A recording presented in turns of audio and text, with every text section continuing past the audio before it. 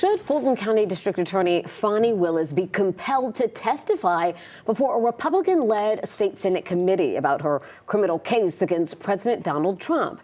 That was the question before the state Supreme Court justices today. Doug Richards is joining us now from the Capitol with more on this case that went away but really won't go away, Doug. You know, that's really the case here, Jennifer. The District Attorney of Fulton County also made headlines today by saying that she will agree to testify voluntarily before this same Senate committee led by Republicans investigating her investigation into the Donald Trump case. But she contended before the Supreme Court that compelling her testimony with a subpoena would be unconstitutional. It is our contention the case is moot. District Attorney Fani Willis was absent, but her attorney, former Governor Roy Barnes, argued that a subpoena issued to the Fulton DA by a Republican-led state Senate committee is invalid because the legislature adjourned after the subpoena was issued, and state Supreme Court justices appeared to agree. If the subpoena is a subpoena from a committee that no longer exists, then that subpoena is no longer of any effect, right? I would disagree. The committee's attorney argued that the subpoena remains valid.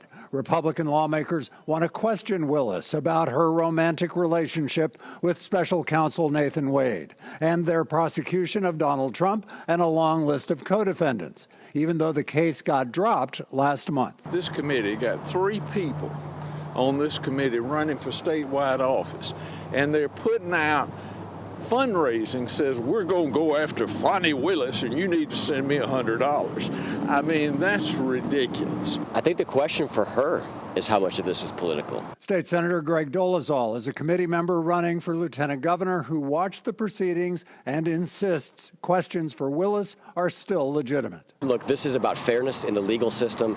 This is not about partisan politics, although it may have been in its genesis for the district attorney.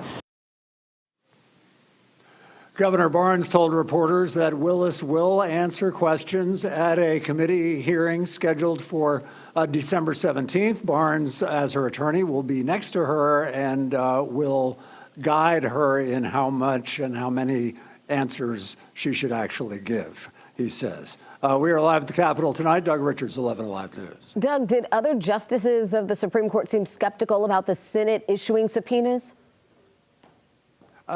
Yes, actually they did, including one of them Charlie Bethel, who was himself a former state senator. All of them seemed to wonder whether this committee, which is kind of unprecedented, could actually issue the subpoenas they were issuing under these circumstances.